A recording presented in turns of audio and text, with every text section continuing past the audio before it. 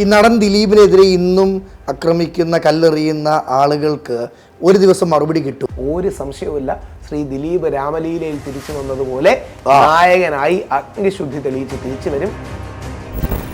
ഈ പൾസർ സുനിയുടെ അവിടെ നിൽക്കുന്ന ഫോട്ടോയുടെ താഴെ ദിലീപ് ഏട്ടന്റെ ഈ ബ്ലൂ ഷർട്ടിന്റെ ഒരു സാധനം കണ്ടിട്ടുണ്ട്. അത് ഫോട്ടോഷോപ്പാണ്. ഇത് പോലീസുകാരും കൂടെ കേൾക്കാനാണ്. ബഹുമാനത്തോടെ അടുത്ത പ്രാവശ്യം കുറച്ചുകൂടെ ക്വാളിറ്റിയുള്ള പ്രൊഡക്ട്സ് ഉപയോഗിക്കണം. ഇത്രയും വില കുറഞ്ഞ പെയിന്റ് ബ്രഷിൽ മറ്റേ സ്ക്രബ് ചെയ്തിട്ടുണ്ട് സാക്ഷിയും. അതിൽ അലൻസിയർ നമ്മുടെ നിമിഷ സജനോട് പറയുന്നതാണ് സാധാരണ പോലീസുകാർ പറയുന്നത്. എന്നാ അവൻ നിന്റെ കഴുത്തിലൊന്ന് പിടിച്ച് മാല പൊട്ടിച്ചു. ഇല്ല സാർ, ഞാൻ കണ്ടില്ല. അല്ല, അങ്ങനെ പറഞ്ഞാൽ ശരിയാവില്ല. ഇങ്ങനാണെങ്കിലേ ഉള്ളൂ. പോലീസുകാർ ഇരുന്നിട്ട് പൊലിപ്പിക്കും. അങ്ങനെ കഥ എഴുതുന്നതിന്റെ ഏറ്റവും വലിയ വ്യക്തിമാണ് ശ്രീ ദിലീപ്. ഈ കഥയുണ്ടാക്കാൻ താല്പര്യമുള്ള പോലീസുകാർ ദൈവത്തെ ഓർത്ത് കഥ എഴുതാൻ വരണം, പോലീസുകാരായി പോകരുത്. എനിക്കിന്നും ആ അതിജീവിതയോട് പറയാനുള്ളത്, നിങ്ങളെ മനഃപൂർവ്വം വെച്ച് ദിലീപേട്ടനെ കൊടുക്കാൻ ആരെങ്കിലും ശ്രമിക്കുന്നതാണോ?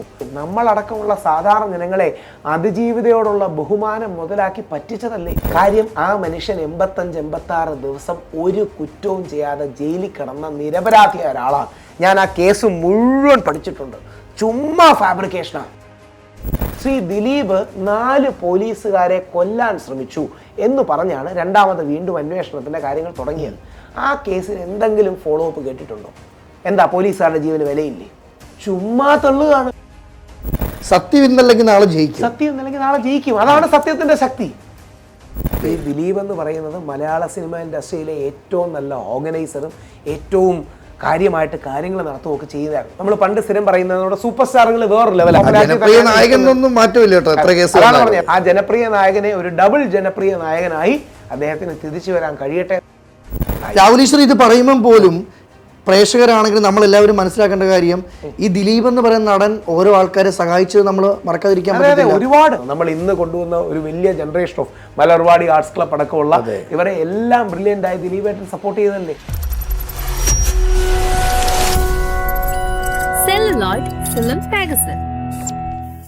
എനിക്ക് വളരെ ഇഷ്ടമാണ് അഡ്വക്കേറ്റ് മിനി മാഡത്തെ. നമ്മുടെ ടി വിയിലൊക്കെ ദിലീപ് സാറിന്റെ കേസ്, ശ്രീ ദിലീപിന്റെ കേസിലൊക്കെ വരുന്നത്. ഏതോ ഘട്ടത്തിൽ നമ്മൾ തർക്കിച്ച് അങ്ങോട്ടും ഇങ്ങോട്ടും തർക്കം ചൂടായപ്പോൾ ശ്രീ സിദ്ദിഖിന്റെ കേസിലാണ് മിനി മാഡം ടി വിയിലിരുന്ന് ആക്രോശോട് ചോദിച്ചു, എടാ രാവിലെ ഇവരൊക്കെ എത്ര അച്ഛന്മാരുണ്ടാ? ദിലീപിന്റെ അച്ഛനാണോടാ? സിദ്ദിഖിന്റെ അച്ഛനാണോ? ഇങ്ങനെ എത്ര അച്ഛന്മാരുണ്ട്? ദയവായിട്ട് എത്ര തന്തമാരുണ്ടാ എന്ന് റിപ്പോർട്ടർ ചാനലിലെ ടി വി ഇരുന്ന് ചോദിച്ചു. ഞാൻ ചിരിച്ചുകൊണ്ട് കേട്ടുകൊണ്ടിരുന്നു. 2 കാര്യങ്ങൾ കൊണ്ടാണ്. ഒന്ന്, മിനി മാഡം ആള് പാവമാണ്, മനസ്സിൽ എന്തെങ്കിലും ദേഷ്യം വന്നുകൊണ്ട് പറഞ്ഞായിരിക്കും എന്ന് ഞാൻ വിചാരിച്ചു. 2, ഞാൻ ആ രീതിയിൽ തിരിച്ചൊരു മറുപടി പറഞ്ഞാൽ ഞാൻ അടുത്ത ദിവസം ജയിലിൽ കിടക്കും. നിനക്ക് എത്ര തന്ത ഉണ്ടേടി എന്ന് ചോദിച്ചാൽ അങ്ങനെയോ തിരിച്ച് വേറെ ഏതെങ്കിലും രീതിയോ ഒരു സ്ത്രീയെ അപമാനിക്കുന്ന രീതി ഞാൻ തിരിച്ചു ചോദിച്ചു എന്നിരിക്കട്ടെ. സ്ത്രീയെ അപമാനിക്കുന്ന രീതി തിരിച്ചു ചോദിച്ചാൽ ഞാൻ ജയിലിലാവും, മാഡം വെളിയിലും ആവും. ഞാനോട്ട് പറഞ്ഞു, മാഡത്തിന്റെ ദേഷ്യം കൊണ്ട് പറഞ്ഞായിരിക്കും ഞാൻ ആ ചോദ്യത്തിന് പ്രതികരിക്കുന്നില്ലെന്നോ എന്തോ പറഞ്ഞു. രാവിലെ അപ്പം നമ്മൾ ഉപയോഗിക്കുന്ന വാക്കുകൾ പോലും സൂക്ഷിക്കണം. അതിന് ഉദാഹരണമാണല്ലോ ബോബി ചെമ്മണ്ണൂർ. നമ്മൾ ഉപയോഗിക്കുന്ന വാക്കുകൾ സൂക്ഷിച്ചില്ലെങ്കിൽ നമ്മൾ അകത്താവും. ഞാൻ നമ്മുടെ ഈ ചാനലിന്റെ എക്സ്പീരിയൻസ് വെച്ച് പറയാം. നമ്മൾ ഈ 4 പേര് നമ്മൾ യുവജനോത്സവം കവർ ചെയ്യാൻ പോയി. ഞാൻ അജിനോട് പ്രത്യേകിച്ച് യാതൊരു ഇതുമില്ലാതെ, അജിൻ നേരത്തെ ആ കുട്ടിയോട് സംസാരിക്കുന്നത് കണ്ടല്ലോ, മാറി കിടക്കുക കേട്ടോ, ഇല്ലെങ്കിൽ 2 പേർക്കും ശരിയാവില്ല, വെറുതെ തമാശക്ക് നമ്മളിപ്പം പോണ വഴി പറയുമല്ലോ. നമ്മൾ 2 പോക്സോ കേസ് 14 ദിവസം കിടക്കും. നാളെ നമ്മുടെ ചാനലിലോ മറ്റു സാധനങ്ങളിലോ എന്തെങ്കിലും വേണമെങ്കിൽ നമുക്ക് ചലഞ്ച് ആവും. പിന്നീട് നമ്മളെങ്കിലും പരസ്യമോ കാരണം ചോദിക്കാൻ പോകുമ്പോൾ അവർ പരസ്പരം, സാറേ നമ്മൾ റിസ്ക് എടുക്കേണ്ട, അവരുടെ പരിപാടിയൊക്കെ നല്ലതാണ്, പക്ഷേ ബോക്സ് ഓഫീസിൽ പെട്ടവരാണ് എന്ന് പറയും. ഈ അവസ്ഥയിലൂടെയാണ് നമ്മൾ കടന്നു പോകുന്നതെന്ന് പുരുഷന്മാർ പലപ്പോഴും തിരിച്ചറിയുന്നില്ല. ഒരു വാക്ക് ദുർവ്യാഖ്യാനം ചെയ്താൽ നമ്മളെ അകത്തങ്ങിടാം. എന്നാ മറുഭാഗം, അവിടെയാണ് പ്രശ്നം. എന്നാ മറുഭാഗം നിവിൻ പോളിക്കെതിരെ പേജുകളോളം കള്ളപ്പരാതി എഴുതുന്ന, ഒരു വാക്കല്ല 100 വാക്ക് കള്ളപ്പരാതി എഴുതുന്ന പെൺകുട്ടിക്കെതിരെ ആക്ഷൻ ഇല്ല. ഉമ്മൻചാണ്ടി സാറിനെതിരെ പേജുകളോളം കള്ളം പറഞ്ഞ് 164 കൊടുക്കുക എന്ന് പറയുന്നത്, ഞാൻ മജിസ്ട്രേറ്റിൻ്റെ അടുത്ത് മൊഴി കൊടുക്കുക, അതെന്ന് പറഞ്ഞാൽ കുറച്ചുകൂടെ വിശ്വാസ്യതയാണ്. പോലീസുകാർക്ക് പറയുന്ന പോലെയല്ല, കുറച്ചുകൂടെ ക്രെഡിബിലിറ്റിയാണ്, എവിഡൻസ് വാല്യൂ ഒക്കെ കൂടുതലാണ് നമ്മൾ പറയും. 164 പച്ചക്കള്ളം പറഞ്ഞു കൊടുക്കുന്ന സരിതയ്ക്ക് ഒരു പ്രശ്നവുമില്ല. മജിസ്ട്രേറ്റിന്റെ ഫ്രണ്ടിൽ കള്ളമൊഴി കൊടുക്കുന്ന നിവിൻ പോളിയുടെ പരാതിക്കാരിക്ക് ഒരു പ്രശ്നവുമില്ല. നമ്മൾ എന്താ വലിഞ്ഞു കയറി വന്നാണോ എവിടെന്നെങ്കിലും? ശ്രീ നമ്മുടെ എൽദോസ് കുന്നപ്പള്ളിക്കെതിരെ വ്യാജ പരാതി, അവസാനം ബഹുമാനപ്പെട്ട കോടതി പറഞ്ഞു, നിങ്ങൾ എന്തോന്നടേ സിനിമാ കഥ പറയുകയാണോ? അവിടെ ഇരിക്കുന്ന പോലീസുകാരെ സത്യസന്ധമായിട്ട് പറയാം, നിയമം കൂടി പഠിച്ചുകൊണ്ട് നമ്മൾ 2 പോലീസുകാരെന്നിരിക്കട്ടെ, ഒരു പെണ്ണ് വന്ന് പറഞ്ഞിട്ടുണ്ട്, കുറച്ച് കൂട്ടി എന്തെങ്കിലും പറഞ്ഞ് എഴുതിക്കൊണ്ട്, അവളില്ലെങ്കിൽ അവളോട് അപമര്യാദയെ പെരുമാറിയെന്നോ, നമ്മൾ അവളുടെ പരാതി രജിസ്റ്റർ ചെയ്യില്ല എന്ന് പറയും. നമ്മൾ എന്തിന് തൊല്ലെടുക്കുന്നത്? കാര്യമായിട്ട് അവൾ പറയുന്നല്ല ഇട്ട് കൊടുക്കുന്നു പറയും, എഴുതി കയറ്റി വിടും. ഞാൻ വെറുതെ പറയുന്നതല്ല, എക്സാക്ട്ലി ഇതാണ് സംഭവിക്കുന്നത്. അതായത് അത് പോലീസുകാരുടെ കുറ്റമല്ല, അത് നമ്മുടെ സിസ്റ്റത്തിന്റെ പ്രശ്നമാണ്. അല്ലെങ്കിൽ അവർക്കെതിരെ കേസ് വരും. ഈ അലൻസിയർ മറ്റേ ആ സിനിമ കണ്ടില്ലേ, സാക്ഷി, അതിൽ അലൻസിയർ നമ്മുടെ പേര് നമ്മുടെ അതിലെ പെൺകുട്ടി നമ്മുടെ സുരാജ് മഞ്ഞൂറിന്റെ വൈഫായിട്ട് അഭിനയിക്കുന്ന നിമിഷ സജയനോട് പറയുന്നതാണ് സാധാരണ പോലീസുകാർ പറയുന്നത്. എന്നാ അവൻ നിന്റെ കഴുത്തിലൊന്ന് പിടിച്ച് മാല പൊട്ടിച്ചു. ഇല്ല സാർ ഞാൻ കണ്ടില്ല. അല്ല അങ്ങനെ പറഞ്ഞാൽ ശരിയാവില്ല, ഇങ്ങനാണെങ്കിലേ ഉള്ളൂ. പോലീസുകാർ ഇരുന്നിട്ട് പൊലിപ്പിക്കും. പോലീസുകാരങ്ങനെ കഥ എഴുതും. അങ്ങനെ കഥ എഴുതുന്നതിന്റെ ഏറ്റവും വലിയ വ്യക്തിമാണ് ദിലീപേട്ടൻ, ശ്രീ ദിലീപ്. ഞാൻ ഒരു കാര്യം ചോദിക്കാം, പെട്ടെന്ന് അജിനും നമുക്കെല്ലാം ഓർമ്മയുള്ള ഒരു കാര്യം ചോദിക്കാം. 4 പോലീസുകാരെ കൊല്ലാൻ ശ്രീ ദിലീപ് കൊട്ടേഷൻ കൊടുത്തു എന്ന് പറഞ്ഞൊരു സ്റ്റോറി ഉണ്ടായിരുന്നു. അങ്ങനെയാണ് ശ്രീ ദിലീപിനെതിരെ 2ാമത്തെ കേസ് തുടങ്ങിയത്. എന്തേ ഇപ്പൊ അതാർക്കും അന്വേഷിക്കണ്ടേ? ആ 4 പോലീസുകാർക്ക് എന്തെങ്കിലും പറ്റിയോ? 4 പോലീസുകാർ ജീവിച്ചിരിപ്പുണ്ടോ? 4 പോലീസുകാർക്കെതിരെ ദിലീപ് കൊല്ലാൻ ശ്രമിച്ചതിന് ദിലീപിനെ അറസ്റ്റ് ചെയ്ത് അല്ലെങ്കിൽ അകത്തിടണ്ടേ? ഈ രാഹുൽ ഈശ്വറിന് വേണ്ടി ഏറ്റവും കൂടുതൽ കമന്റ് വരുന്നതിൽ ഒരു കമന്റ് ഞാൻ ഓർക്കുകയാണ്, ദിലീപിനെ വേണ്ടി എന്തിനിത്ര സംസാരിക്കുന്നു? കാര്യം ആ മനുഷ്യൻ 85-86 ദിവസം ഒരു കുറ്റവും ചെയ്യാതെ ജയിലിൽ കിടന്ന നിരപരാധിയായ ഒരാളാണ്. ഞാൻ ആ കേസ് മുഴുവൻ പഠിച്ചിട്ടുണ്ട്. ചുമ്മാ ഫാബ്രിക്കേഷനാണ്. അപ്പൊ രാഹുൽ പറയുന്നത് നമ്മൾ കൃത്യം ഒരു വാക്കോടെ പറഞ്ഞാൽ മനസ്സിലാവും. അത് കഥയാണ് പോലീസുകാർ എഴുതി വെച്ചെന്ന് പറഞ്ഞാൽ അത് കുറഞ്ഞു പോകും. തെള്ളാണ്, ചുമ്മാ തെള്ളാണ്. ആ തെള്ളെന്ന് അജിനെ കൺവിൻസ് ചെയ്യുന്ന ഒരു പോയിന്റ് പറയാം. അതായത് ഇപ്പൊ ആണെന്ന് പറഞ്ഞാൽ നിങ്ങൾ വിശ്വസിക്കണമെന്നില്ലല്ലോ, നിങ്ങൾ കേട്ടുകൊണ്ടിരിക്കുന്നവരെ കൺവിൻസ് ചെയ്യുന്ന ആ പോയിന്റാണിത്. ശ്രീ ദിലീപ് 4 പോലീസുകാരെ കൊല്ലാൻ ശ്രമിച്ചു എന്ന് പറഞ്ഞാണ് 2ാമത് വീണ്ടും അന്വേഷണത്തിന്റെ കാര്യങ്ങൾ തുടങ്ങിയത്. ആ കേസിൽ എന്തെങ്കിലും ഫോളോ അപ്പ് കേട്ടിട്ടുണ്ടോ? എന്താ പോലീസുകാരുടെ ജീവന് വിലയില്ലേ? ചുമ്മാ തള്ളുകയാണ്.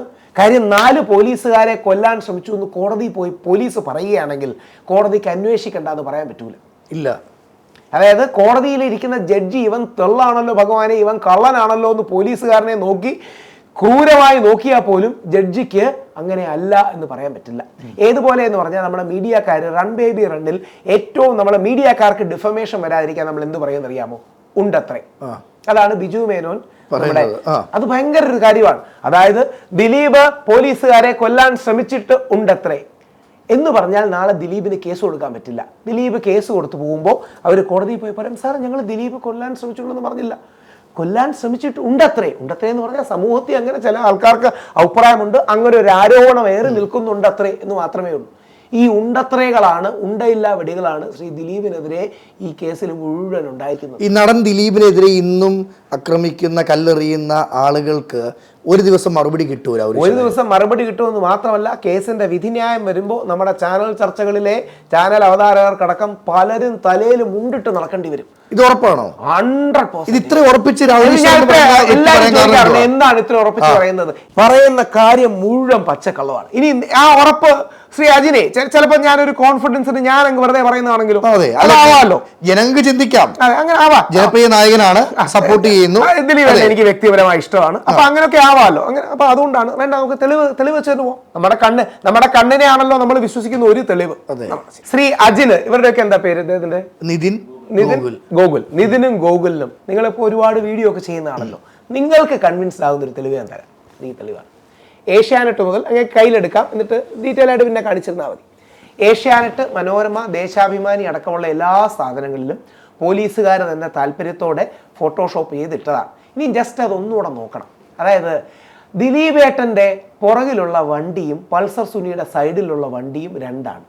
ദിലീപേട്ടന്റെ പുറകിൽ ജീപ്പാണ്, പൾസർ സുനിയുടെ പുറകിൽ ഫോഴ്സ് 1 പോലത്തെ വണ്ടിയാണ്. ദിലീപേട്ടന്റെ ലെഫ്റ്റ് സൈഡിലെ ബാക്കുള്ള ഇതിലാണ് 2 പേര് നിൽക്കുന്നത്. ദിലീപേട്ടന്റെ മറു സൈഡിൽ പൾസർ സുനി നിൽക്കുകയും ആ പൾസർ സുനിയുടെ, ഇനി അടുത്തതാണ് ഏറ്റവും ഇമ്പോർട്ടന്റ്, പൾസർ സുനി നിൽക്കുന്ന ഫോട്ടോ ഇല്ലേ റൗണ്ടില്, താഴെ അതിന്റെ താഴെ അതൊന്ന് അത് അത്രയും ബാക്ക് നിൽക്കുന്നു, അത് പൾസർ സുനിയാണെന്നാണ് പോലീസുകളൊക്കെ പറയുന്നത്. ഇനി അടുത്തത് ശ്രദ്ധിക്കണം, ഇതിലെ കള്ളത്തരം അപ്പോഴേ മനസ്സിലാവും. ഈ പൾസർ സുനിയുടെ അവിടെ നിൽക്കുന്ന ഫോട്ടോയുടെ താഴെ ദിലീപേട്ടന്റെ ഈ ബ്ലൂ ഷർട്ടിന്റെ ഒരു സാധനം കണ്ടിട്ടുണ്ട്. അത് ഫോട്ടോഷോപ്പാണ്. തീർച്ചയായിട്ടും മനസ്സിലാവും. അങ്ങനെ ആരെങ്കിലും ഫോട്ടോ എടുക്കൂ, ഹേയ് പൾസർ സുനി നിന്റെ ഒരു സജഷൻ ഷോട്ട് ഞാൻ എടുക്കട്ടെ എന്ന് പറഞ്ഞ് ഫോട്ടോ എടുക്കൂ. അപ്പോ പൾസർ സുനിയുടെ ഫോട്ടോയുടെ അവിടെ ദിലീപ് ഉണ്ടെന്ന് തോന്നിപ്പിക്കാനായി 2 ഫോട്ടോ മെർജ് ചെയ്ത് ദിലീപേട്ടന്റെ ഷോൾഡറിന്റെ അവിടത്തെ സാധനം വില കുറഞ്ഞ പെയിന്റ് ബ്രഷ്. പോലീസുകാർ മനസ്സിലാക്കേണ്ടത്, ഇത് പോലീസുകാരും കൂടെ കേൾക്കാനാണ്, ബഹുമാനത്തോടെ അടുത്ത പ്രാവശ്യം കുറച്ചുകൂടെ ക്വാളിറ്റിയുള്ള പ്രൊഡക്ട്സ് ഉപയോഗിക്കണം. ഇത്രയും വില കുറഞ്ഞ പെയിന്റ് ബ്രഷിൽ മറ്റേ സ്ക്രബ് ചെയ്തിട്ടിരുന്നത്. അങ്ങനെ വില കുറഞ്ഞ പെയിന്റ് ബ്രഷിൽ അവർ സ്ക്രബ് ചെയ്തിട്ടിരിക്കുന്ന കാര്യമാണ് ഈ സാധനം. ഇനി ഇത് എങ്ങനെ കോടതി പ്രസന്റ് ചെയ്യുമെന്നറിയാമോ? താങ്കളാണ് ജഡ്ജി എന്നിരിക്കട്ടെ. ബഹുമാനപ്പെട്ട കോടതി, ശ്രീ ദിലീപും പൾസർ സുനിയും ഒരുമിച്ച് നിൽക്കുന്ന ഫോട്ടോ കിട്ടിയിട്ടുണ്ട് അത്രേ. ആ ഫോട്ടോയെക്കുറിച്ച് അന്വേഷിക്കാൻ ഞങ്ങൾക്ക് 2 ആഴ്ച വേണം. കോടതി 2 ആഴ്ച വേണ്ടെന്ന് പറയൂ. കോടതി പറയും 2 ആഴ്ചയും തരാൻ പറ്റില്ല, 1 ആഴ്ച. അതായത് അങ്ങനെയാണ് അതിൻ്റെ ഒരു പാറ്റേൺ. അതായത് നമ്മൾ 3 ആഴ്ച ചോദിക്കും, കോടതി 2 ആഴ്ച തരും. 2 ആഴ്ച ചോദിക്കും, കോടതി 1 ആഴ്ച തരും. വളരെ ക്രിട്ടിക്കലായ വിഷ്വൽ എവിഡൻസ് ലഭിച്ചിട്ടുണ്ട് പൾസർ സുനിയും ദിലീപും തമ്മിലുള്ള ബന്ധം. ഇല്ലെങ്കിൽ ഈ നാട്ടിൽ ബുദ്ധിയും വിവരമുള്ള ഒരു മീഡിയക്കാരൻ ചോദിച്ചോ, ഇത്രയും പുറകെ നിൽക്കുന്ന ഫോട്ടോക്കാരൻ പൾസർ സുനിയാണെന്ന് കണ്ടുപിടിക്കാൻ അവന്റെ കണ്ണെന്താ DSLR ആണോ? ഇത്രയും ദിലീപേട്ടന്റെ പുറകിൽ ഒരാൾ സെൽഫി എടുത്ത് നിൽക്കുന്ന പുറകിൽ ഈ 2 പേര് നിൽക്കുന്നത് പൾസർ സുനിയാണ്. അവൻ ഗണിച്ചറിഞ്ഞു. ഈ നാട്ടിൽ നമ്മളെ പറ്റിക്കുകയാണ്. ഇത് രാഹുൽ ഈശ്വർ പറഞ്ഞതല്ല, പോലീസിന്റെ DGP ആയ ശ്രീലേഖ പറഞ്ഞു പോലീസുകാർ വ്യാജ ഫോട്ടോഷോപ്പ് ചെയ്തു. പറയുന്നതിന്റെ സീരിയസ്നെസ് ആലോചിച്ച് നോക്കണം. ഈ പോലീസുകാർ ഇതിങ്ങനെ ചെയ്യാനുള്ള കാരണം എന്താണ് രാഹുൽ ഈശ്വർ? അവിടെയാണ് പോലീസുകാർ ഡ്യൂ റെസ്പെക്റ്റ് ആണ്. പോലീസുകാരിൽ പല ആൾക്കാർക്കും അങ്ങനെ കഥയും ഇങ്ങനത്തെ സാധനങ്ങൾ വന്നാൽ കഥയുണ്ടാക്കാനും അതിൻ്റെ മേലിൽ വലിയ വലിയ നറേറ്റീവ്സ് ഉണ്ടാക്കാനും വലിയ താല്പര്യമാണ്. അങ്ങനെ താല്പര്യമുള്ള പോലീസുകാർ ദൈവത്തെ ഓർത്ത് സിനിമാ രംഗത്ത് വന്ന് കഥ എഴുതണം. വിജയിക്കും, 100 കോടി വിജയിക്കും. അല്ലാതെ FIRൽ ആ കഥകൾ എഴുതാൻ നിൽക്കരുത്. നമുക്കെല്ലാം ഒരു ഫ്രണ്ട് സ്കൂളിലും കോളേജിലും ഉണ്ടായി കാണും ഇതേപോലെ കഥ പറയുന്നത്. അതായത് ഇല്ലാത്ത കഥ പറയുന്നത്. എനിക്കൊന്ന് തൂവൽ സ്പർശത്തിലൊക്കെ രസമായിട്ട് കാണിച്ചിട്ടുണ്ട്. നമ്മുടെ എല്ലാ സ്കൂളിലുള്ള ഒരു കുട്ടി, ആ പെണ്ണ് നിന്നെ ചിരിച്ചല്ലോ എന്നൊക്കെ പറഞ്ഞ് നമ്മുടെ ഫ്രണ്ട് നമ്മളോട് ചിരിക്കും. അപ്പൊ നമുക്ക് എന്ത് തോന്നും? അവർ തമ്മിൽ എന്തോ ബന്ധമുണ്ട്. പക്ഷെ അവന് ചിലപ്പോൾ അവനെ അറിയത്തോലും ഇല്ലായിരിക്കും, ആ പെണ്ണുവിനെ കണ്ടിട്ട് പോലും ഇല്ല. പക്ഷെ കഥ പറയുമ്പോൾ ഞാനോളും കൂടെ എന്ന് പറഞ്ഞ് കഥയുണ്ടാക്കും. ഈ കഥയുണ്ടാക്കുന്ന ടെൻഡൻസിയുള്ള പോലീസുകാർ പോലീസ് ജോലി വിട്ടിട്ട് തിരക്കഥാ രംഗത്തേക്ക് എന്തെങ്കിലും വരണം. അവരാണ് ഈ രീതിയിലുള്ള. ഇനി കള്ളക്കഥ രാഹുൽ ഈശ്വർ പറയുന്ന കാര്യം കൂടെ പറയട്ടെ. കാവ്യ മാധവനാണ് മാഡം എന്ന് പറഞ്ഞ് നമ്മൾ ഒരാഴ്ച ചർച്ച ചെയ്തു. ഒരു മാഡമാണ് ഇതിന്റെ പിന്നിലെന്ന്. പാവപ്പെട്ട കാവ്യയെ ജീവിതത്തിൽ ഒരിക്കലെങ്കിലും പരിചയപ്പെട്ടവന് അത് പറയാൻ പറ്റൂല. പാവ ഒരു പെണ്ണാണ് കാവ്യ, ഭയങ്കര നിഷ്കളങ്കയായ കാവ്യ. പിന്നെ കഥ മാറ്റി, ഒരാഴ്ച കഴിഞ്ഞപ്പോൾ ബോറടിച്ചു. കാവ്യയുടെ അമ്മയാണ് യഥാർത്ഥത്തിൽ മാഡം. ഞാൻ പറയുന്നതേ യൂട്യൂബ് ചാനലുകൾ പറഞ്ഞ കഥയല്ല. കേരളത്തിലെ മുഖ്യധാരാ മാധ്യമങ്ങൾ ഞാൻ കൂടി ഇരുന്ന ചർച്ചയിൽ പങ്കെടുക്കുകയും ഞാൻ പൊട്ടിത്തെറിക്കുകയും ചെയ്ത ഇതിനെക്കുറിച്ചാണ്. കാവ്യയുടെ അമ്മയാണ് യഥാർത്ഥത്തിൽ മറ്റേ മാഡം. ഇനി അടുത്തത്, വേങ്ങരയിലെ ഒരു മുസ്ലിം ലീഗ് നേതാവിന് ദിലീപ് 50 ലക്ഷം രൂപ കൊടുത്തു. അത് ഞാൻ ഈ പറഞ്ഞ വരും. അടുത്ത ദിവസം ഒരു തെളിവ് വരും. മരിച്ചുപോയാണ് ബാലേന്ദ്രകുമാർ, അദ്ദേഹത്തിന് എന്താ പറയുക, ആത്മാവിന് ശാന്തി നേരട്ടെ. അദ്ദേഹം അടക്കമുള്ള ചില ആൾക്കാർ പറഞ്ഞത് ഗ്രൂപ്പിലിട്ട് തട്ടും എന്ന് പറയുന്ന ഒരു വോയിസ് ക്ലിപ്പ് ഞാൻ കൊടുക്കുമെന്ന്. വന്നപ്പം 10 സെക്കൻഡുള്ള ഒരു ക്ലിപ്പ്. അവിടെയും ഇവിടെയും ഗ്രൂപ്പ്, കുറച്ച് കഴിഞ്ഞ് വേറൊരു തട്ട്, എല്ലാം കൂടെ കട്ടിയിട്ട് ഗ്രൂപ്പിലിട്ട് തട്ടുമെന്ന് പറഞ്ഞു. ഒരു കോൺവെർസേഷൻ ഫുള്ളായിട്ടൊന്നുമല്ല. നാട്ടുകാരെ പറ്റിച്ചതല്ലേ, നമ്മളടക്കമുള്ള സാധാരണ ജനങ്ങളെ അതിജീവിതയോടുള്ള ബഹുമാനം മുതലാക്കി പറ്റിച്ചതല്ലേ. എനിക്കിന്നും ആ അതിജീവിതയോട് പറയാനുള്ളത്, നിങ്ങളെ മനഃപൂർവ്വം വെച്ച് ദിലീപേട്ടനെ കൊടുക്കാൻ ആരെങ്കിലും ശ്രമിക്കുന്നതാണോ? ഈ വിഷയം മുതലാക്കി താങ്കളെ ഏറ്റവും കൂടുതൽ സപ്പോർട്ട് ചെയ്ത, താങ്കളെ സിനിമകളിൽ ഏറ്റവും കൂടുതൽ ഉയർത്തിക്കൊണ്ടുവന്ന, ഏറ്റവും പോസിറ്റീവ് റോള് തന്ന ശ്രീ ദിലീപ് പ്രൊഡ്യൂസ് ചെയ്ത മലയാള സിനിമയുടെ ചരിത്രത്തിലെ ഏറ്റവും ഐക്കോണിക് ആയ ഒരു സിനിമയുടെ പേര് പറയുന്നില്ല, ഇവരെ എല്ലാവർക്കും അറിയാം ഏതാണെന്ന്, പക്ഷേ പറയുന്നില്ല. എല്ലാ താരങ്ങളും ഒന്നിച്ചു വന്ന ആ സിനിമയിൽ പോലും ഏറ്റവും പ്രധാനപ്പെട്ട ഒരു റോളും കഥാപാത്രവും ഒക്കെ തന്ന 2020 ആണോ? താങ്കൾക്ക് പറയാം, ഞാൻ പറയുന്നില്ല. ഇനി ഞാൻ പറഞ്ഞ അതിന്റെ പേരിൽ നാളെ അതിജീവിതം ഐഡന്റിഫൈ ചെയ്തു എന്ന് പറഞ്ഞ് എനിക്കെതിരെ കേസ് ഓൾറെഡി ഓൾറെഡി എയറിലാണ്. അതുകൊണ്ട് താങ്കൾ പറഞ്ഞാൽ കുഴപ്പമില്ല, ഞാൻ പറഞ്ഞാൽ ചിലപ്പോൾ കണ്ടോ യെസ് ഇനി ഇതൊരു അവസരമാണ്, അവൻ അതിജീവിതം ഐഡന്റിഫൈ ചെയ്യാൻ എന്തെങ്കിലും പറഞ്ഞു. അതുകൊണ്ട് ഇദ്ദേഹമാണ് പറഞ്ഞത്. എനിക്ക് ഞാൻ അങ്ങനെ സിനിമയുണ്ടോ? എനിക്ക് അല്ല, അങ്ങനെ ഒരു സിനിമയുണ്ടോ? എനിക്കറിയില്ല. എനിക്ക് അങ്ങനെ ഒരു സിനിമയുണ്ടോ എന്ന് എനിക്കറിയില്ല. അപ്പൊ അതുകൊണ്ട് ആ സിനിമയിലടക്കം ഏറ്റവും മികച്ച റോള് തന്ന, എന്നും അടുത്ത ഫ്രണ്ട്സ് ആയിരുന്നൊരു വ്യക്തിയാണ് ഇവർ രണ്ടുപേരും.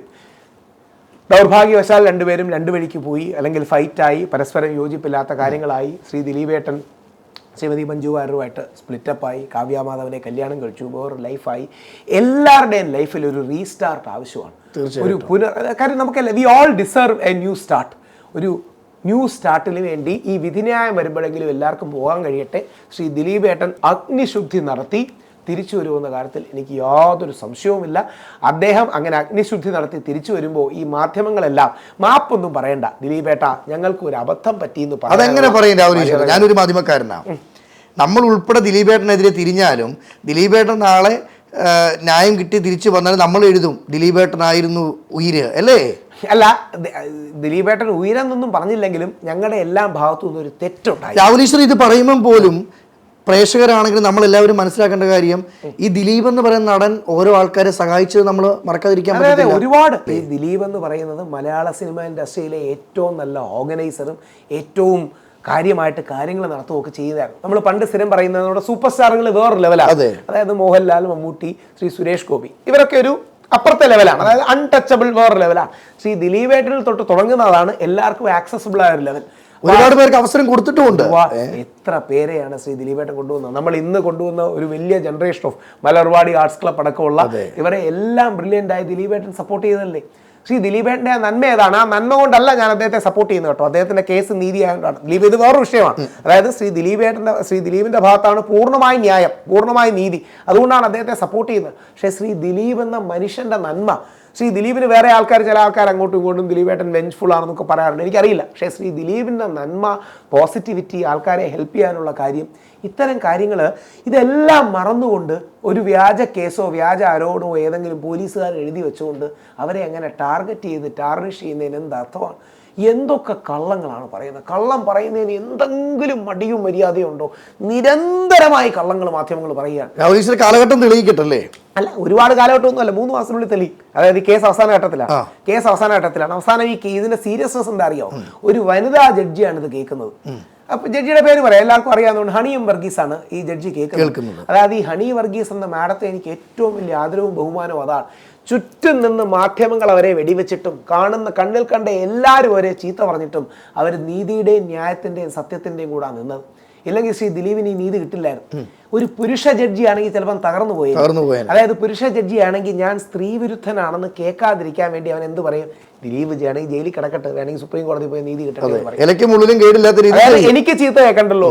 ഈ ഹണി വർഗീസിന് പറയേണ്ടി വന്ന കാര്യം, അവരൊരു ഇടതുപക്ഷക്കാരിയാണ്, ഞാനൊരു വലതുപക്ഷക്കാരനാണ്. അവരുടെ എല്ലാം അറിയാം. അവരുടെ ഫാദർ വളരെ പ്രധാനപ്പെട്ട CPM-ന്റെ ഒരു നേതാവാണ്, അല്ലെങ്കിൽ വിശാല അർത്ഥത്തിൽ ലെഫ്റ്റ് ലിബറൽ എന്ന് അല്ലെങ്കിൽ ലെഫ്റ്റ് എന്നൊക്കെ പറയുന്ന ഒരു നല്ല സഖാവാണെന്നാണ് പറഞ്ഞു കേൾക്കുന്നത്. എനിക്ക് വ്യക്തിപരമായി അറിയില്ല. ജഡ്ജി ആയതുകൊണ്ട് ഒരു ഇടതും വലതും ഒന്നും ഇല്ലാന്നൊന്നും പറഞ്ഞതിന് അർത്ഥമൊന്നുമില്ല. അതൊക്കെ ചുമ്മാ നമ്മൾ തെള്ളുന്നതാണ്. ജഡ്ജ്മെന്റിനും ജഡ്ജിമാർക്കും കോടതികൾക്കും റൈറ്റും ലെഫ്റ്റും ഉണ്ട്. അമേരിക്കയിൽ അതിനെ ലിബറൽ എന്ന് വിളിക്കും, കൺസർവേറ്റീവ് എന്ന് വിളിക്കും. നമ്മുടെ നാട്ടിൽ എല്ലാവരും കൂടെ കണ്ണടച്ച് പൊതിഞ്ഞ് ജഡ്ജിമാർ ആകാശത്ത് നിന്ന് വീണതാണെന്ന് ഭാവിക്കും. അങ്ങനൊന്നുമല്ല. ഒരു ലെഫ്റ്റും, അതായത് ഇതിനർത്ഥം ജഡ്ജിമാർ പക്ഷപാതം കാണിക്കുമെന്നല്ല. നിയമം വ്യാഖ്യാനിക്കുമ്പോൾ, നയങ്ങൾ വ്യാഖ്യാനിക്കുമ്പോൾ ഒരു വലതുപക്ഷവും ഉണ്ടാവും, ഒരു ഇടതുപക്ഷവും ഉണ്ടാവും, ഒരു പുരോഗമന പക്ഷം ഉണ്ടാകും, ഒരു പാരമ്പര്യ പക്ഷം ഉണ്ടാകും. ഇത് മാത്രമാണ്. അപ്പോൾ ഒരു വിശാല അർത്ഥത്തിൽ ലെഫ്റ്റ് ആണെന്നാണ് ഞാൻ മനസ്സിലാക്കുന്നത്.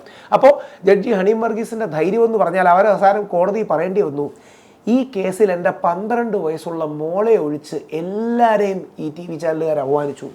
അവരുടെ ഹസ്ബൻഡിനെ, അവരുടെ അച്ഛനെ, അവരുടെ വീട്ടുകാരെ, ഈ 12 വയസ്സുള്ള മോളെ ഒഴിച്ച് എല്ലാവരെയും അപമാനിച്ചു എന്നൊരു ജഡ്ജിക്ക് കോടതിയിൽ പറയേണ്ടി വന്ന അവസ്ഥയാണ്. എന്തിനാണ്? കാര്യം കേസിന് മെറിറ്റില്ല. അപ്പോൾ ഇമോഷണലി ബ്ലാക്ക്മെയിൽ ചെയ്തേ കേസ് ജയിക്കാൻ കഴിയൂ. പിന്നീട് അങ്ങോട്ട് ഇമോഷണലി ബ്ലാക്ക്മെയിലിംഗ് ആണ്. ആ അതിജീവിതയെ മറ്റവരുടെ അഡ്വക്കേറ്റ്സ് ചോദ്യം ചെയ്ത് പീഡിപ്പിച്ചു എന്നൊക്കെ. കോടതിയിലാവുമ്പോൾ ഒരു സംഭവം പറയുമ്പോൾ അവർ നാച്ചുറലി ക്വസ്റ്റ്യൻ ചെയ്യില്ലേ? ഇൻ ക്യാമറ പ്രൊസീഡിങ്സ് ഇവർ തന്നെയാണ് ആദ്യം പറഞ്ഞത് ഒരു വനിതാ ജഡ്ജിയെ വേണമെന്ന്. അങ്ങനെയാണ് ആ വനിതാ ജഡ്ജിയെ. അവസാനം എന്തു പറഞ്ഞാലും ഇനി 2 ജഡ്ജി ഹണി വർഗീസ് മാത്രമൊന്നുമല്ലോ, 3 വ്യത്യസ്ത ഹൈക്കോടതി ജഡ്ജിമാർ നോക്കി, സുപ്രീം കോടതിയിലേക്ക് പോയി. എല്ലാം പോയിന്റ് ഔട്ട് ചെയ്യുന്നത് ശ്രീ ദിലീപിന്റെ ഭാഗത്താണ് ന്യായമെന്നാണ്. ഇപ്പൊ എന്നിട്ട് ചോദിക്കുന്നത് ദിലീപ് 2016 ആ ഫോൺ കൊടുത്തു എന്നാണ്. ദിലീപേട്ടനൊക്കെ പോട്ടെ, നമ്മുടെ കാര്യം എടുക്കാം. അങ്ങയുടെ 2016 ഫോൺ എവിടെയുണ്ട്? എനിക്കറിയില്ല കേട്ടോ. നിങ്ങളുടെ ആരുടെയെങ്കിലും 2016 അല്ലെങ്കിൽ 2018 2019 ഒരു 5 വർഷം മുമ്പത്തെ ഫോൺ എവിടെയെന്ന് ചോദിച്ചാൽ നമ്മൾ ആദ്യം അത് കുറച്ച് എവിടെയെങ്കിലും ഇടും. ചിലപ്പോൾ ആരെങ്കിലും എടുത്തുകൊണ്ട് പോകുന്നില്ല, അല്ലെങ്കിൽ നമ്മൾ സ്കാൻ ചെയ്ത് വെക്കും. പ്രത്യേകിച്ച് ഒരു നടനും കൂടെ ആവുമ്പോൾ ഒരുപാട് നമ്പറും കാര്യങ്ങളും വരും, മാറും. ഇത് ശ്രീ ദിലീപ് അത് മറച്ചു വെച്ചതല്ലേ, ഒളിപ്പിച്ചു. എന്നിട്ട് അതിൻ്റെ പേരിൽ കഥയുണ്ടാക്കും. ഈ കഥയുണ്ടാക്കാൻ താല്പര്യമുള്ള പോലീസുകാർ ദൈവത്തെ ഓർത്ത് കഥ എഴുതാൻ വരണം, പോലീസുകാരായി പോകരുത്. രാഹുൽ ഇതിന്റെ ഒരു ക്ലൈമാക്സ് എന്തായി തീരും? ഒരു സംശയവുമില്ല. ശ്രീ ദിലീപ് രാമലീലയിൽ തിരിച്ചു വന്നതുപോലെ നായകനായി അഗ്നിശുദ്ധി തെളിയിച്ച് തിരിച്ചു വരും. അന്ന് ഒരു മാപ്പ് പറയാൻ, ഒരു ഖേദപ്രകടനം നടത്താൻ നമ്മുടെ മാധ്യമങ്ങൾ തയ്യാറാകണം. ദിലീപേട്ടനെ കുറച്ചെങ്കിലും സംശയത്തോടെ നോക്കിയിട്ടുണ്ടെങ്കിൽ നമ്മുടെ കേരള ജനത അത് മറന്ന് കൈയടിച്ച് അപ്ലോഡ് ചെയ്ത് ആ ജനപ്രിയ നായകനെ തിരിച്ച്, അദ്ദേഹം ഇപ്പോഴും മറ്റേ വലിയ പോപ്പുലാരിറ്റി മാറ്റമില്ല കേട്ടോ. എത്ര കേസ് വന്നാലും ഇപ്പോഴും അങ്ങനെ തന്നെയാണ്. ആ ജനപ്രിയ നായകനെ ഒരു ഡബിൾ ജനപ്രിയ നായകനായി അദ്ദേഹത്തിന് തിരിച്ചു വരാൻ കഴിയട്ടെ എന്നുള്ളതാണ് എൻ്റെ പ്രാർത്ഥന. തീർച്ചയായിട്ടും ഞങ്ങളും കാത്തിരിക്കുന്നു. ഇനി നമ്മൾക്ക് അറിയേണ്ട കാര്യം, ഇപ്പോൾ നമ്മൾ പുരുഷന്മാർക്ക് വേണ്ടി രാഹുൽ ഈശ്വറും നിങ്ങളുടെ ടീമും നിങ്ങളിറങ്ങി തിരിച്ചിട്ടുണ്ട്. എന്താണ് ഇതിൻ്റെ കണ്ടന്റ്? എന്താണ് ഇതിൻ്റെ കണ്ടന്റ്? ഈ സാധനമാണ്, ഈ 2 സാധനങ്ങളാണ്. ആ കണ്ടന്റിൽ ഞാനൊരു അങ്ങേക്ക് അറിയാമെന്നറിയില്ല, ഞാൻ മഹാത്മാഗാന്ധിയെ കയ്യിൽ പച്ച കുത്തിയിരിക്കുന്ന വ്യക്തിയാണ്. അതായത് കുത്താനുണ്ടായ കാരണം എനിക്ക് ഗാന്ധിജിയെ ഇഷ്ടമാണ്. അപ്പൊ ഈ ഒരു വലിയ ടാറ്റു ആർട്ടിസ്റ്റ് ആയി ചെയ്തു തന്നത്. അപ്പം അദ്ദേഹം എന്നോട് പറഞ്ഞു, ആദ്യമായിട്ടാണ് മഹാത്മാഗാന്ധിയെ ടാറ്റു ചെയ്യാൻ എന്നോട് പറയുന്നത്. ഞങ്ങളുടെ ഗ്രൂപ്പിൽ തന്നെയാണ് പുള്ളി എൻ്റെ ഫോട്ടോ ഒക്കെ എടുത്ത് അദ്ദേഹത്തിന്റെ പാൻ ഇന്ത്യ ഗ്രൂപ്പിലൊക്കെ അയച്ചു കൊടുത്തു. ഞാൻ മഹാത്മാഗാന്ധി അദ്ദേഹത്തിന്റെ ഏറ്റവും രസകരമായ ഒരു വാക്യമാണ്, ആദ്യം അവർ നമ്മളെ അവഗണിക്കും, പിന്നീട് അവർ നമ്മളെ പരിഹസിക്കും, പിന്നീട് അവർ നമ്മളെ ആക്രമിക്കുകയും യുദ്ധം ചെയ്യുകയും ചെയ്യും, അവസാനം നമ്മൾ ജയിക്കുമെന്ന്. നമ്മുടെ ഭാഗത്ത് ആ സത്യമുണ്ടെങ്കിൽ നമ്മൾ ജയിക്കുമെന്ന കാര്യത്തിൽ സംശയമില്ല. ആ സത്യമാണ് പുരുഷ കമ്മീഷൻ. പണ്ട് ഞാൻ ഇതിലാവുകൊണ്ടുകൊണ്ട് പറയാം, എന്നെ മെയിൻ സ്ട്രീം ചാനലുകളിൽ ഈ ശബരിമല പ്രക്ഷോഭം നടക്കുമ്പോൾ ഒരു പ്രധാനപ്പെട്ട ഈ തീവ്ര ലെഫ്റ്റ് ലിബറൽ ചാനൽ എന്നെ വിളിച്ചിട്ട് പറഞ്ഞു, രാഹുൽ ഈശ്വർ, നിങ്ങൾ ഞങ്ങളുടെ പരിപാടിക്ക് 8:30 എന്തായാലും ചർച്ച 8:09 വരുമ്പോഴേ എൻ്റെ നെഞ്ച് ചവിട്ടിയെ ഫെമിനിസ്റ്റുകൾ ശബരിമല കയറുമെന്ന് പറഞ്ഞ ഡയലോഗ് ഒന്ന് പറയണേ. ഞാൻ വിചാരിച്ചു അതെന്താ അങ്ങനെ പറഞ്ഞത്? സാറിന് അവർക്ക് ഇഷ്ടമില്ലാത്തൊരു ആംഗിളാണല്ലോ. അതെന്താ നിങ്ങൾ അങ്ങനെ പറഞ്ഞത്? കാര്യം നമ്മളൊരു പരിപാടിക്ക് വരുമ്പോൾ പല ചാനലിലും പോയ ഡയലോഗ് ഭയങ്കര വൈറലായി. അപ്പോൾ എന്താ അങ്ങനെ പറഞ്ഞതെന്ന് ചോദിച്ചു. അത് നാളെ നിങ്ങളൊക്കെ എന്തായാലും തോക്കുമല്ലോ. നിങ്ങൾ തോക്കുമ്പോൾ നമ്മുടെ ചാനലിൽ ഒരു കണ്ടന്റായി കിടക്കണം. നാളെ നിങ്ങളെ ട്രോളാനോ കളിയാക്കാനോ ഒക്കെ ഒരു കണ്ടന്റ് നമ്മുടെയും കൂടെ കിടക്കണം. ബാക്കിയുള്ള ചാനലിലുണ്ട്, അവരുടെ ലോഗോ ഒക്കെ വെച്ചാണ് അവർ പോകുന്നത്. നമുക്കതില്ലാത്തൊരു കണ്ടന്റ് വേണോ? അന്നും എനിക്ക് ഉറപ്പായിരുന്നു നമ്മൾ ജയിക്കുമെന്ന്. ഒരു 4-1 സുപ്രീം കോടതി വിധിന്യായത്തെയാണ് വിശ്വാസത്തിൻ്റെ ശക്തി കൊണ്ട് നമുക്ക് അതിജീവിക്കാൻ കഴിഞ്ഞത്. കേരളത്തിലെ ക്രിസ്ത്യാനികളും മുസ്ലിങ്ങളും അടക്കം ഹിന്ദു വിശ്വാസികളെ സപ്പോർട്ട് ചെയ്ത് ശബരിമല പ്രക്ഷോഭത്തെ നമുക്ക് വിജയിക്കാൻ കഴിഞ്ഞതിൻ്റെ റീസൺ ഞങ്ങൾ പറയുന്ന സത്യമാണ്. അതിന് വേറൊന്നുമില്ല. സത്യം ഇന്നല്ലെങ്കിൽ നാളെ ജയിക്കും. സത്യം ഇന്നല്ലെങ്കിൽ നാളെ ജയിക്കും. അതാണ് സത്യത്തിൻ്റെ ശക്തി. അതായത് അത് വളരെ കോംപ്ലിക്കേറ്റഡ് ടോപ്പിക്കാണ്. സിമ്പിളായി പറയുകയാണെങ്കിൽ അത് പറയണമെന്ന് ആലോചിക്കാൻ കാര്യം ഞാനിപ്പോൾ ഒരു ലോയറാണ്. ഞാൻ പറഞ്ഞു കഴിഞ്ഞാൽ എനിക്കെതിരെ ബാർ കൗൺസിലിന് ആക്ഷൻ എന്തെങ്കിലും ഉണ്ടാവുമെന്ന് ആലോചിക്കാൻ. ആക്ഷൻ ഉണ്ടായാലും കുഴപ്പമില്ല, അറിഞ്ഞിരിക്കണം. അതായത് ചീഫ് ജസ്റ്റിസ് ആയ ദീപക് മിശ്ര പുള്ളി റിട്ടയർ ആവാൻ പോണ അവസരത്തിൽ മുസ്ലിങ്ങൾക്ക് കൂടി പണി കൊടുക്കാൻ യൂണിഫോം സിവിൽ കോഡ് കൊണ്ടുവരാൻ വേണ്ടി വളഞ്ഞ വഴിയിലൂടെ ശബരിമല വിധിന്യായം കൊണ്ടുവന്നതാണ്. അതായത് ഹിന്ദു സ്ത്രീകൾക്ക് വേണ്ടി ഞങ്ങൾ എന്തോ വലിയ ത്യാഗം ചെയ്തു ശബരിമല വിധി, അതേപോലെ മുസ്ലിം സ്ത്രീകൾക്ക് വേണ്ടി യൂണിഫോം സിവിൽ കോഡ് കൊണ്ടുവന്ന് മുസ്ലിങ്ങളെ ഒന്ന് അടിക്കാനും മുസ്ലിം പേഴ്സണൽ ലോയും ക്രിസ്ത്യൻ പേഴ്സണൽ ലോയും ആർട്ടിക്കിൾ 25 ഒന്ന് റദ്ദാക്കാനും ഡയല്യൂട്ട് ചെയ്യാനും വേണ്ടിയാണ് ഇത് ചെയ്തത്. ഇത് എനിക്ക് ആദ്യം മനസ്സിലായില്ല. പക്ഷേ 10-15 വർഷം ഈ കേസിന്റെ പുറകെ നടക്കുമ്പോൾ എനിക്ക് മനസ്സിലാവുമല്ലോ ഒരാൾ എന്താണ് ഈ സാധനം ചെയ്യുന്നത്. ഇതാണ് പച്ചയ്ക്ക് ചെയ്തത്. ഇത് സുബ്രഹ്മണ്യ സ്വാമിയെ പോലുള്ള BJP MPമാർ തുറന്നു പറഞ്ഞിട്ടുമുണ്ട്, ട്വിറ്ററിലൊക്കെ എഴുതിയിട്ടുമുണ്ട്. ശബരിമല വിധി ന്യായം യൂണിഫോം സിവിൽ കോഡിന്റെ ബേസ് ആകണം.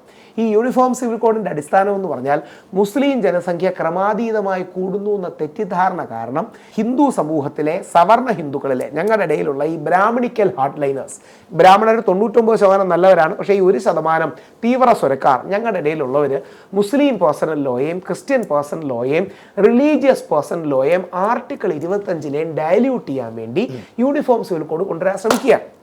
ഇതാണ് അതിൻ്റെ വിഷയം. അപ്പം ദീപക് മിശ്രാജി വിചാരിച്ചു, കൂടുള്ള ആൾക്കാരൊക്കെ വിചാരിച്ചു ദീപക് മിശ്രാജി വലതാണ്, പക്ഷേ കൂടുള്ള ലെഫ്റ്റും വിചാരിച്ചു എല്ലാവരും കൂടി ഒരുമിച്ച് ചേർന്ന് ആ വിധിന്യായം വന്നു കഴിഞ്ഞാൽ ഈ സാധനം അങ്ങ് മാറ്റാം. പക്ഷെ മറുഭാഗത്ത് അയ്യപ്പനായിരുന്നു എന്നവർ കണ്ടില്ല. അതുകൊണ്ട് ജഡ്ജിയല്ലേ ആവുന്നുള്ളൂ, ജഡ്ജി ദൈവം ആവില്ലല്ലോ. അതുകൊണ്ട് 4-1 എന്ന വിധിന്യായം ഇന്ത്യയിലെ എല്ലാ രാഷ്ട്രീയ പാർട്ടികളും ആദ്യം അതിനൊപ്പമായിരുന്നു. എല്ലാ രാഷ്ട്രീയ പാർട്ടികളും ആദ്യം അതിനെ അംഗീകരിച്ചു. ഞങ്ങൾ കുറച്ച് വിശ്വാസികൾ, വിരലെണ്ണാവുന്ന വിശ്വാസികളാണ് പോരാട്ടത്തിന് ഇറങ്ങിയത്. അവസാനം നമ്മൾ ജയിക്കുമെന്ന് എനിക്ക് ഉറപ്പായിരുന്നു. കാര്യം നമ്മൾ പറയുന്ന സത്യമാണ്. ആ സത്യം നമ്മൾ ഉറച്ചു പറഞ്ഞാൽ നമുക്ക് വിജയം ഉണ്ടാവും. ഇത് കേൾക്കുന്ന ആൾക്കാർ തെറ്റിദ്ധരിക്കരുത്, എനിക്ക് തെറ്റുകളൊന്നും ഫോൾസ് ഒന്നും പറ്റിയിട്ടില്ല. ഞാൻ വളരെ ജെനുവിൻലി ഈ കൊച്ചിയിൽ നടന്നൊരു കാര്യം, ഒരു സ്ത്രീ വന്ന് ഇവിടെ ഒരു ഹലാൽ ജിഹാദ് നടക്കുകയാണ്, എൻ്റെ സ്ഥാപനത്തിനെ കുറേ ഹലാൽ ജിഹാദികാർ ആക്രമിച്ചു എന്നൊക്കെ പറഞ്ഞു. കഷ്ടകാലത്തിനൊരു സ്ത്രീ പറയുന്നതാണ്, ഇത് സത്യമാണെന്ന് ഞാൻ വിശ്വസിച്ചു. ഞാനും പഞ്ച് ഡയലോഗൊക്കെ അടിച്ചത് ശരിയല്ല എന്നൊക്കെ പറഞ്ഞ് അതിരൂക്ഷമായതിനെ വിമർശിച്ച് ട്വീറ്റും പോസ്റ്റും ഒക്കെ ഇട്ടു. നാഷണൽ മീഡിയ ഒക്കെ വലിയ വാർത്തയും കൊടുത്തു. 2 ദിവസം കഴിഞ്ഞാണ് അറിയുന്നത് ഈ സ്ത്രീ കള്ളം പറഞ്ഞതാണ്. ഈ സ്ത്രീയും കൂടുള്ള അവരുടെ തന്നെ ഗ്രൂപ്പിലുള്ള ആൾക്കാരും തമ്മിൽ, ഹിന്ദുക്കൾ തമ്മിൽ അടിയായതാണ്. അപ്പോൾ ഈ സ്ത്രീ പഞ്ച് ഡയലോഗ് എടുക്കാനും നാട്ടുകാരുടെ സിമ്പതി കിട്ടാനും വേണ്ടി ഹലാൽ ജിഹാദിന്റെ പേര് മുസ്ലിങ്ങൾ ആക്രമിച്ചതാണ് കള്ളം പറഞ്ഞതാണ്. എനിക്കൊക്കെ പേരും കൂടെ പറയാം, പേരും കൂടെ അറിഞ്ഞിരിക്കണം. എന്തിനാ സ്ത്രീകൾ കള്ളം പറയുന്നുണ്ട് അവരുടെ പേര് പറയാതിരിക്കുന്നത്? തുഷാര അജിത്ത്, ഗൂഗിളിൽ സെർച്ച് ചെയ്താൽ മതി. തുഷാര അജിത്ത് കാക്കനാട് സംഭവിച്ച സംഭവമാണ്. ഈ സ്ത്രീ ഞാൻ ഹലാലിനെതിരെ പോരാടിയതുകൊണ്ട് മുസ്ലിങ്ങൾ എന്നെ വേട്ടയാടിയാണെന്നൊക്കെ വിചാരിച്ചു. കഷ്ടകാലത്തിന് ഞാൻ ഇടപെടുകയും ചെയ്തു. കഷ്ടകാലത്തിന് ഞാൻ വിശ്വസിച്ചു പോയി. കാര്യം ഒരു സ്ത്രീ ഹോസ്പിറ്റലിൽ നിന്നാണ്, ഒരു ഹോസ്പിറ്റലിൽ നിന്ന് വീഡിയോ ഒക്കെ ചെയ്തു. അപ്പോൾ ഞാൻ കഷ്ടകാലത്തിന് പറ്റിപ്പോയി, വിശ്വസിച്ചു പോയി. ഞാൻ അടുത്ത ദിവസം എല്ലാവരോടും എല്ലാ ചാനലിലും ക്ഷമ പറഞ്ഞുകൊണ്ട് ഇടുകയും ചെയ്തു. അത് പറഞ്ഞ എല്ലാവരോടും ക്ഷമ പറയുകയും നമ്മുടെ മുസ്ലിം സാറുകളോട് ക്ഷമ പറയുകയും ചെയ്തു. അങ്ങനെ ഒരു സ്ത്രീ പച്ചക്കള്ളം പറയുന്നത് വിശ്വസിച്ചില്ല. അതിനുശേഷം ഞാൻ എല്ലാം വീണ്ടും ക്രോസ് ചെക്ക് ചെയ്യാറുണ്ട്. ഒരു സ്ത്രീ അങ്ങനെ പറയുമ്പോഴേ നമ്മൾ രണ്ടല്ല, ഇപ്പൊ മൂന്നാമത് ചിന്തിക്കും. പ്രത്യേകിച്ച് ഈ രീതിയിലുള്ള സാധനം വരുമ്പോൾ മൂന്നാമത് ചിന്തിക്കും. അപ്പോൾ അങ്ങനെ കള്ളം പറയാൻ മടിയില്ലാത്ത ഒരുപാട് പേരുണ്ട്. അപ്പൊ എനിക്ക് ഒരുപാട് തെറ്റുകൾ പറ്റിയിട്ടുണ്ട്. 10 നിലപാടെടുക്കുമ്പോൾ 5 നിലപാട് ശരിയാവും, 2-3 നിലപാടുകൾ പകുതി ശരിയാവും, 2 നിലപാട് 3 നിലപാട് തെറ്റിപ്പോവും. ആ 3 നിലപാടുകൾക്ക് മാപ്പ് പറഞ്ഞ് ക്ഷമ പറഞ്ഞ് അടുത്തതിലേക്ക് പോകും. ഈ മര്യാദ നമ്മൾ കാണിക്കണം. ഈ മര്യാദ പലപ്പോഴും നമ്മുടെ രാഷ്ട്രീയക്കാർക്ക് ഉണ്ടാകാറില്ല. നമ്മുടെ നാട്ടിൽ മാർട്ടിൻ എന്ന് പറഞ്ഞെടുത്താൽ ഇവിടെ കളമശ്ശേരിയിൽ മാർട്ടിൻ ബോംബ് വെച്ച് 5-6 പേര് മരിച്ചു. ഒരു കൊച്ചു കുട്ടിയടക്കം. അവന് പ്രാന്താണ്. അതായത് ഇന്ത്യയുടെ പതാക തോളിക്കൊണ്ട് കിടക്കുന്ന വ്യക്തിയാണ്. ഞാൻ യൂഷ്വലി ഇന്ത്യയുടെ പതാക കണ്ടു കാണും. എൻ്റെ ഒരു ഡ്രസ്സുണ്ട്, ഇന്ത്യയുടെ പതാക തുന്നിച്ചേർത്ത ഒരു ജാക്കറ്റ് ഇട്ടുകൊണ്ട് നടക്കുന്നതാണ്. പുള്ളി പറയുന്നത് 7th ഡേ അഡ്വന്റിസ്റ്റ് അവരുടെ സഭ ദേശീയ ഗാനം പാടുന്നില്ല, നാഷണൽ ആന്തം പാടുന്നില്ല, അതുകൊണ്ടൊക്കെ പുള്ളി അവസാനം ബോംബ് വെച്ചു എന്നാണ്. മഹാത്മാഗാന്ധി ജീവിച്ചിരുന്നെങ്കിൽ ആ വടിയെടുത്ത് പിന്നെ അടി കൊടുത്തേനെ. എന്ത് തരം ഭ്രാന്താണ്! ജനഗണമന പാടിയില്ലെന്ന് പറഞ്ഞ് ബോംബ് വെക്കാനോ? പാടണ്ടേ, കുഴപ്പമില്ല. അതുകൊണ്ട് ഇതെഴുതിയ രവീന്ദ്രനാഥ് ടാഗോർ പിന്നെ വെറുതെ വിടൂലായിരുന്നു. അതായത് ഇത് കപടമാണ്, ഇത് സ്യൂഡോ ജിങ്കോയിസമാണ്. ഇതൊന്നും ദേശീയതയല്ല, ഇതൊക്കെ കപട ദേശീയതയാണ്, വ്യാജ ദേശീയതയാണ്. അപ്പം അന്നും എല്ലാവരും വിചാരിച്ചു മുസ്ലിം സമൂഹത്തിലെ ചില ആൾക്കാരാണ് ഇതിൻ്റെ പിന്നിൽ. കാര്യം എൻ്റെ തലേ ദിവസം ഹമാസിൻ്റെ ഒരു നേതാവിൻ്റെ പ്രസംഗം കോഴിക്കോട് മലപ്പുറത്ത് നിന്നുണ്ടായിരുന്നു. അപ്പോൾ എല്ലാവരും അതിരൂക്ഷമായിട്ട് കണ്ടോ ആ തീവ്രവാദം ഇവിടെ തുടങ്ങി എന്നൊക്കെ പറഞ്ഞ് വലിയ വായിലെ 5 ഡയലോഗ് അടിച്ചു. തെറ്റ് പറ്റിയ അത് ഞാൻ എല്ലാവരോടും പറഞ്ഞു, നമുക്കെല്ലാം തെറ്റ് പറ്റി. ഞാനത് പറഞ്ഞില്ല ദിവസം അയച്ചു. പക്ഷേ എന്നിരുന്നാലും ഞാൻ പറഞ്ഞു നമുക്കെല്ലാം കൂടെ അങ്ങ് മാപ്പ് ചോദിക്കാം. ഈ വലതുപക്ഷത്ത് നിൽക്കുന്ന നേതാക്കളോട് നമുക്ക് തെറ്റ് പറ്റിയതാണ്, രാവിലെ തൊട്ട് മുസ്ലിങ്ങളെ മുൾമുലയിൽ നിർത്തുകയാണ്, അതുകൊണ്ട് നമുക്ക് സോറി പറയാം. അത് വേണ്ട. എന്നിട്ട് TV-യിൽ ചില ആൾക്കാരിരുന്ന്, അവൻ്റെ പേരെന്തായിരുന്നു, മാർട്ടിൻ ദുബായിൽ പോയപ്പോൾ എന്ത് സംഭവിച്ചു എന്ന് പോലീസ് അന്വേഷിക്കണമെന്ന് ചുമ്മാ പറയുകയാണ്. അതായത് ഒരു പഞ്ചിരിക്കട്ടെ, മാർട്ടിൻ ദുബായിൽ പോയി എന്തോ സംഭവിച്ചു എന്ന് ധരിപ്പിക്കാൻ വേണ്ടിയാണ്. മാർട്ടിൻ ദുബായിൽ പോയി മതം മാറിയോ എന്ന് അന്വേഷിക്കണമെന്നൊരു പഴയ DYSP. ഞാൻ സാറേ പറയുന്നതിന് എന്തെങ്കിലും ഒരു മര്യാദയും മാന്യതയും വേണം. നമുക്ക് ഉളുപ്പില്ലെങ്കിലും കേൾക്കുന്നവന് ഉളുപ്പുണ്ടെന്നെങ്കിലും സാറ് കരുതണം. എനിക്കൊരു തെറ്റ് പറ്റി, ആ നിലപാട് ഞാൻ മനസ്സിലാക്കിയ തെറ്റിപ്പോയി, സോറി എന്ന് പറയേണ്ടതിന് പകരം അതിൻ്റെ പിന്നിൽ ഒരു അന്താരാഷ്ട്ര ഗൂഢാലോചനയാണ്, ദുബായിൽ പോയപ്പോൾ അവൻ അങ്ങനെ ചെയ്തു എന്നൊന്നും പറയണ്ട.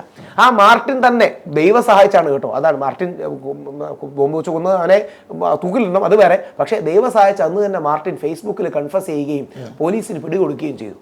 ഒരു ദിവസം കൂടെ കഴിഞ്ഞെങ്കിൽ നമ്മൾ മാർട്ടിൻ്റെ പേര് മുഹമ്മദ് ആക്കിയേനെ. ഒരു ദിവസത്തെ ഗ്യാപ്പ് കിട്ടിയിരുന്നെങ്കിൽ നമുക്ക് എങ്ങനെയെങ്കിലും മാറ്റുവാൻ. അയാൾക്ക് പ്രാന്താണ്.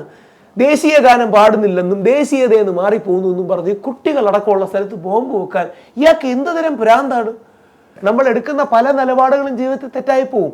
ആ തെറ്റിനെ ഓണസ്റ്റ്ലി അംഗീകരിച്ച് അപ്പോളജൈസ് ചെയ്ത് ഇൻ ഗുഡ് ഫെയ്ത്ത് അടുത്ത നിലപാടെടുത്ത് പോയാൽ മതി. തിരുത്തുകയാണ്. ആ തിരുത്തലാണ് ഏറ്റവും വലിയ സത്യം. ആ കണ്ടിന്യൂസ്ലി തിരുത്തലും ഇവോൾവിങ്ങുമാണ് നമ്മുടെ എല്ലാ ലൈഫിലെ ഏറ്റവും വലിയ സത്യം. പക്ഷെ ആൾക്കാരുടെ പേടി എന്താ അറിയാമോ? അങ്ങനെ ഒരു നിലപാട് മാറി എന്ന് പറഞ്ഞാൽ എല്ലാ നിലപാടും അല്ല. അങ്ങനെ അതൊക്കെ ചുമ്മാ പറയുന്നത്, അതൊക്കെ 5 ഡയലോഗിന് വേണ്ടി പറയുന്നത്.